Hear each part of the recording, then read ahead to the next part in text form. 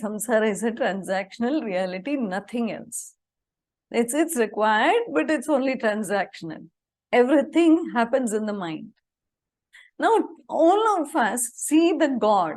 Okay, we could see, we have a Krishna here. We see the God as apara, right? We see the God in a form. So it is apara prakriti. So we see God in a particular form, probably now Krishna with the peacock feathers and the flute and all this stuff in a particular shape and all this. So we see the God or understand divinity as a form. So it is saguna, which is not, don't think it's right or wrong. It's perfectly fine. So all of us see God as a form, any form. It could be the Guru, but in a form. So this form becomes a para prakriti, which is not the truth. Okay, Krishna will tell us the truth. What is the truth? What we see as a form is a para. Okay, but what is shining through this form? What is living through this form? What is functioning through this form is the nirguna, is the para. So the para is reflecting through the apara. So don't worry, Krishna will lead us to bhakti. It's basically understanding from Dvaita to Advaita. That's the whole journey, whichever scripture you take, wherever you take. Okay? And mind is no different from consciousness at the same time. That's why Krishna, I will be using it as a synonym at times. Atma, when he says, sometimes he is saying about the mind and sometimes it's about the Atman. So we need to have that viveka when he is using the mind and when it is the pure consciousness that he means. Okay? It's used alternately here or there. So now lotus is brought because of its nature of remaining untouched and pure. It's pure and untouched. What about our mind? We cannot say the same for our mind. It is neither pure nor it's untouched. It is only touched. Every time. It's a more bigger tool we use than our body. We need to use it as a tool. What parts of the mind we need to use is the section which is called memory. I retrieve it when it is needed, not otherwise. Okay? Second part is the intellect part, where you sharpen it. Then there is one part which is the ego, the basic identification, which is holding this whole cells and atoms together to make it a body. If you drop that, the body will drop. It will die. So that part of I is needed. The part of I where every action I associate that I did and my son and my daughter, this my and I has to stop. Base identification which holds the body together has to be there. But it does not have a name. Okay? That stays till the body stays. Eka anshena sthito jagat. When Krishna in the end said, why do you want all this detail? In one fraction of my being, the entire thing is pervading. So then immediately he thought, okay, he's pervading the entire universe, only with one fraction. Okay, one fraction of his being, he can pervade the entire universe. I want to see that now. Amade means that pure consciousness in which all this is being seen. Okay, who sees? What is seeing? Who is seeing who? The mind is there. Okay, where is the mind? Consciousness. Okay, and in that consciousness, there are ripples, waves, modifications due to Prakriti, which is also their existence is there. So the elements have come and there is a ripple. That modifications is happening on the surface of the consciousness, not in the consciousness. In this story, Saraswati is explaining to Leela about different multiverses or different you should watch the Interstellar and the Matrix and all these movies. They are all copied from Yoga Vashishta very clearly. Okay, the stories and a lot of concepts. So then you understand that this multi-universe or multiverse concept is nothing but dimensions of the mind. Like in one dimension, I'm getting married now in the dream, and the next I'm seeing that I'm somewhere else and I'm a baby, and you see it all in the same dream. That means these are multi-universes right now present in the dimensions of the mind itself. Timelessness. Now, this is an interesting concept. This is that substratum, I feel. Continuous presence or continuous flow of matter or energy without transformation or change is time transcendence or timelessness. That means continuous state of rest or of uniform motion is timelessness. So for whom does it not exist? Stop thinking when you don't want to think. How difficult is it? Because it has become difficult, we want to meditate. Because during meditation, somehow, okay, due to our breath work and due to our physical work, somehow we feel a bit relaxed, and the mind withdraws. Mind? What is the nutrition that I am providing to the mind? Think of this. What is the nutrition that I provide the mind? Full day. 18 hours, 16 hours, waking hours. What is the nutrition I gave my mind since I woke up in the morning? What did my mind eat? So the identification starts.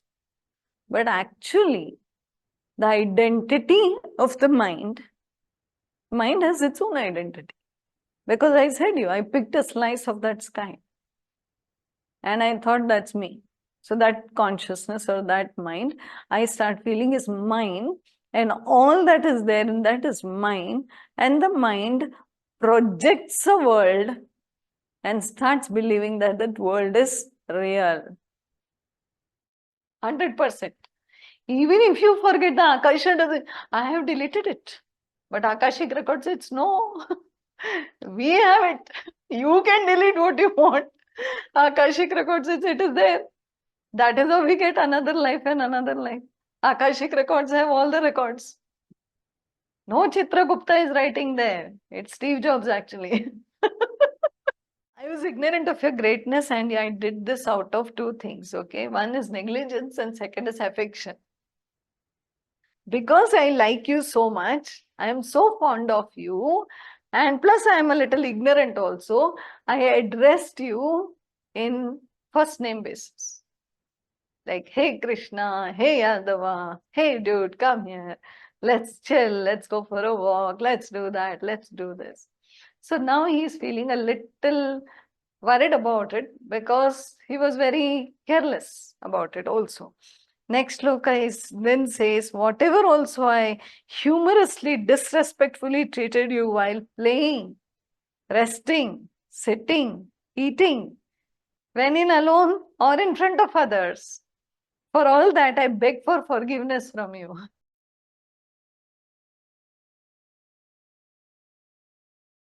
So, 11th chapter, Vishwaroopa Darshana Yoga. So we ended the 10th chapter with Vibhuti Yoga, which was where Lord Krishna revealed all the Vibhutis, like all the forms in which he's there. Just some of the forms, not all the forms, because there are innumerable forms that he's present in. So Arjuna started the 11th chapter by saying that he's very thankful to Lord Krishna for revealing all his secretive Vibhutis in the last chapter, due to which his delusion has been dispelled. So, it was explained that there is a difference between dispelled and destroyed, which is nashto. So, dispelled is when the delusion may come back at some point of time, but nashto is destroyed, that is never going to come back.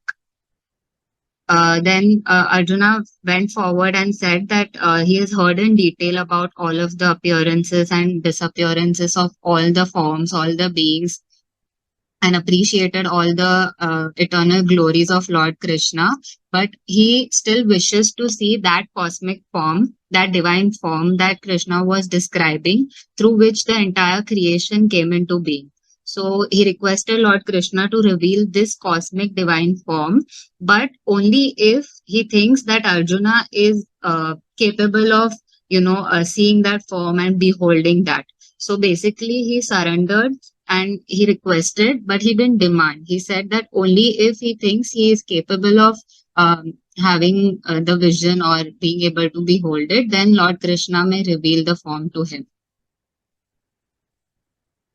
So after the 10th chapter, how we all get stuck into the vibhutis. We are very glamored by the forms. We think that oh, the jewelry is so beautiful, and we get entangled into the jewelry, but we forget about the gold from which the jewelry came into being. So like Angel always explains the gold and the jewelry as an example. So we always get stuck into the wonderland. We remember the ornaments, but we forget about the gold. So that is equivalent to how we remember all the vibhutis, but we forget about the yoga. And then there was a concept of substratum. So how the glass rests on the platform or the table or on the coaster, the same way the entire creation rests on the substratum. So that is an analogy given to understand what is substratum. So the substratum could be understood as Krishna or Brahman or the consciousness, which is the seed of everything from which the entire creation comes into being. Another example could be just like how the movie is, projected onto the blank screen here. As you can see, it is being projected and stopped. So every show, the movie is projected and then it's stopped. So whenever there is no movie being played, it's just a blank screen. The same way, the screen is the substratum, and on that, the entire creation comes into being and is being destroyed repeatedly. So it's like a cycle. So now the question comes, are we all the adhikaris to get the Vishwaroopa Darshana, just like how Arjuna was? So what is the reason that Arjuna was the adhikari? It was because he was humble, he had surrendered to Lord Krishna, and he was requesting and not demanding. As we discussed that he told Lord Krishna that only if he feels he's capable enough, then he might reveal the form to him. So now, Lord Krishna starts, it was Bhagwan Uvacha. It was Bhagwan Uvacha in this shloka where Lord Krishna tells Arjuna that now he'll be revealing the form. So he basically gave a disclaimer. He gave a disclaimer to Arjuna saying that behold all these hundreds and thousands of forms of various shapes and sizes and colors that he will be revealing. So he gave a disclaimer to him so that he's not shocked all of a sudden. But before that, he told him that this is not possible if he doesn't have the pair of special eyes. The physical eyes of Arjuna won't be able to see his form. So therefore, he granted the divine vision, also known as Divya Chakshu. So now Lord Krishna gave him Divya Chakshu, but this was not like the physical eyes. So they were not basically on the battlefield, nobody else could see the Vishwaroopa. So basically, Krishna took him to another dimension, another realm of his mind, where he revealed the Vishwaroopa. And that is why nobody else could see this happening on the physical battlefield. But then the question arises, if nobody was able to see, then who saw it, who narrated all this, and how did we come to know about all this? So that was the person who was Sanjaya, who was narrating the entire story to Dhritarashtra. So how could Sanjaya see it? Sanjaya could see it because he had Jaya, that is, he had victory over his senses, and that is why maybe he got the vision to see it, or he was able to read Arjuna's mind, and he was able to gauge Arjuna's emotions and then translate it to Dhritarashtra as he understood it. So here, as it was explained, Arjuna is experiencing, Sanjaya is expressing, but Dhritarashtra is just listening. Because Dhritarashtra is blind. So he couldn't see anything physically, of course, but he was keen, and he was keen on learning what is going on. That is, he was jigyasu. So we all are also like keen on learning or jigyasus, and that is why we are just listening to whatever happened. We are not able to experience it or express it. So we are in Dhritarashtra's position. But then the question arises, how could Sanjay read Arjuna's mind? So, because there is only one consciousness. So, how we can understand it is that thoughts are just like the clouds in the sky here, and we are watching the clouds. But then we suddenly pick up one cloud and then cling to it and hold on to that cloud and say that, okay, this is my thought.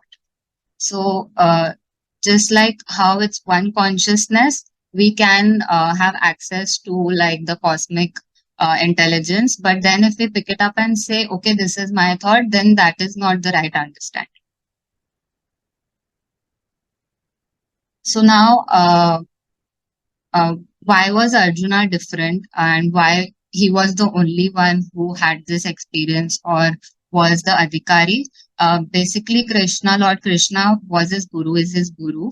And like we all have our gurus, Guru gives everyone the same thing. It's not like a partiality. So everything given by the Guru is equal to everyone. But then why does the wisdom not flow within everyone? That is because Purushartha is lacking. So the key to ripening the fruit that is given by the Guru is Purushartha, that is self-effort. And Guru is the catalyst, just like how Krishna was the catalyst for the Vishwaroopa Darshana that Arjuna experienced. So here we can see the unripe fruits that are given by the Guru to everyone. And if self-effort or Purushartha is up to the mark, and Guru being the catalyst who is always present, then the fruits will get ripened and the wisdom will flow. Then starts the actual Vishwaroopa Darshana story, where from Shloka 10 to 22, Arjuna is extensively describing what he saw, the entire Vishwaroopa. He was very amazed by seeing all the different faces, all the different mouths, various shapes, various forms. He saw so many garlands that were being worn, and he had the divine fragrance that he could experience. He could see the entire universe established in one place. He did not see any beginning, middle, or end to this supreme divine form, which was imperishable. So he extensively described it in all these shlokas. Then here, as you can see, this image, he said that all the deities, all the, like Lord Shiva, Lord Vishnu, everyone, the Adityas, the Vasus, the twins, the Ashwini Kumaras, everyone that he could describe, he saw everyone beholding, this form of Krishna with wonder.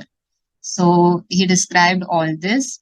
But then from Shloka 23 to 31, a fear started arising within Arjuna, because then after seeing this very goody forms, then he started having another, another vision, like the other side of the coin, where he saw that Lord Krishna had terrible teeth. It was like a very fearful form, where all the people on the battlefield, all the people who were fighting, the warriors, were being destroyed, like were being bitten by Krishna's teeth, were in between his teeth. And when he saw that Bhishma, especially Bhishma, Dronacharya, and Karna, they were being destroyed, they were being killed by Krishna. This fear, basically, Arjuna started trembling. And, he requested Lord Krishna to have mercy on him and explain to him what's going on, because he was very confused. He could not comprehend what's going on. So he asked him to, explain what is being done. So as you can see here, he again had goosebumps because he was so scared, like it was in the first chapter that we had started with, because he was trembling with fear. Again, here he has goosebumps.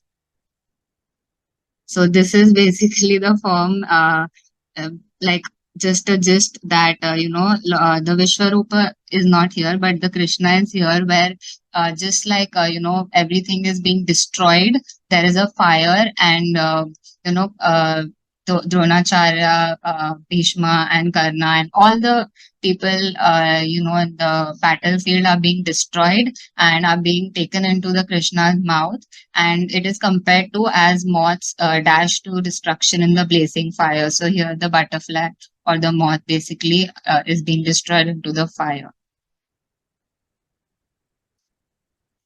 Then finally, again, it was Sri Bhagwana Uvacha, where Lord Krishna says that he has come forth, he's a source of destruction, and he's going to destroy all the worlds.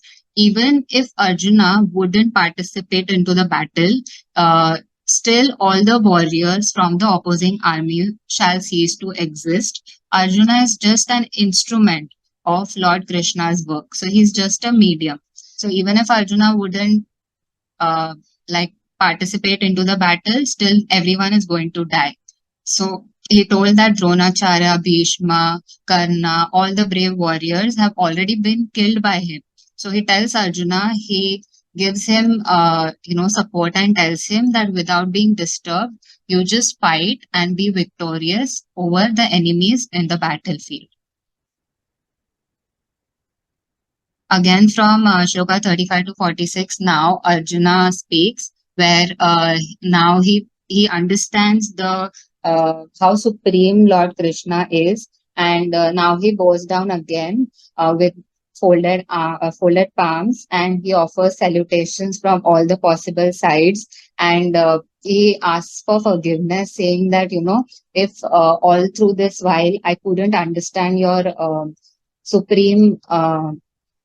Supreme form, I thought that you were my friend. I was very casual with you, and if at all I disrespected you in any form till now, please forgive me. And now I understand how supreme you are. Having seen your universal form that I have never seen before, I feel too joyous, but now I'm trembling with fear because of so many arms, so many heads, and this fearful form. I plead you to please show me your four-arm form again, where you're wearing the divine crown, so that my fear is gone.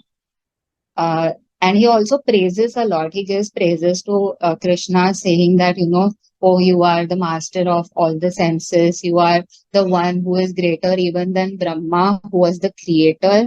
You are the lord of all the gods or all the devtas. You are the refugee of the universe. You are the imperishable one, the original divine personality, both the knower and the object of knowledge. You are the supreme abode, the possessor of infinite forms, infinite power, the supreme spiritual master, and the one from like basically you are the Vayu, the lord of wind. You are Yamraj, the lord of death. You are Agni, the lord of fire.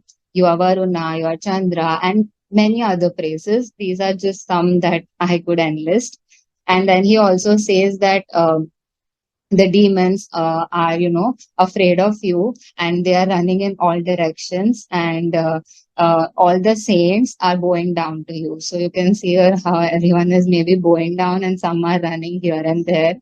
uh, and he also says that you pervade the entire universe, that is Krishna is pervading the entire universe. That could also mean that the universe is a manifestation of Lord Krishna basically. So here you can see Lord Krishna relaxing, and he's just manifesting the entire universe. Uh, After this, again it was Sri Bhagwan Vacha, where Lord Krishna said that he was pleased with Arjuna, and that is why he gave him the Divya Chakshu and revealed this cosmic form, that is the Vishwaroopa. No one before Arjuna has ever seen it. No celestial gods, no one who has performed, yagyas or rituals or had done tapasyas or any practices, any severe austerities. Nobody had the uh, chance to see this form of Lord Arjuna. he tells Arjuna not to be afraid of this form, not to be confused, and not to be fearful, but be happy, be cheerful, because he had the opportunity to see this form. And after saying all this, Lord Krishna comes back to his four-armed form and then to his two-armed form, the gentle two-armed form where Arjuna feels comfortable. So Arjuna then thanks him that after seeing this normal form of his, he feels better and his mind is now back to normal. He's not confused or not scared. Then Shri Bhagwan Vacha again, he says that this form is very difficult to behold. Even the celestial gods have not seen it and are very eager to see it. So then comes the last part, which was explained right now, that by unalloyed devotion alone, that is Ananya Bhakti, I can be known as I'm standing before you. Thereby, on receiving my divine vision, one can enter into union with me. But which devotees can come to Lord Krishna? So um, the qualities were described, the six qualities right now. Um, those who perform all their duties for his sake, uh, those who surrender onto him, those who are devoted to him, those who consider him to be the supreme form, those who are free from attachment, and those who are without any malice towards anybody, so no evil or no hatred towards anybody. So these devotees ultimately come to Lord Krishna. So this was a summary of the 11th chapter, but there are a few reminders before starting chapter 12, which was taken up last time. So we think we are surrenders, but we are temporary surrenders. We surrender and we say that God will take care of everything, but that is just an excuse to sit back and relax because we are lazy. So we don't do any self effort and we just sit back on the couch and we think, okay, God will take care of everything. But that is just because we are lazy. So there has to be no lack of self effort. Angel's special formula, effort plus grace equals to success. So we have to keep taking self effort, give our best, and then we have to surrender. So devotion is a feeling or an emotion, not an action. Devotion has to filter into every action. So we have to keep doing actions, but then devotion has to flow into those actions. And we don't have to hunt for self realization. If we are taking self efforts, it's not just for self realization, it is a consequence. If it has to come, it will come. The fascination of self realization has to be dropped. We have to keep digging in one place and ultimately, we'll get the water maybe. And the last but not the least, spiritual ego is dangerous. It enters like a black cobra slithering into the dark night, unseen into the black hole of the mind, and stays housed there for lifetimes. So this is what was taken last time. So yeah, that was it about the summary.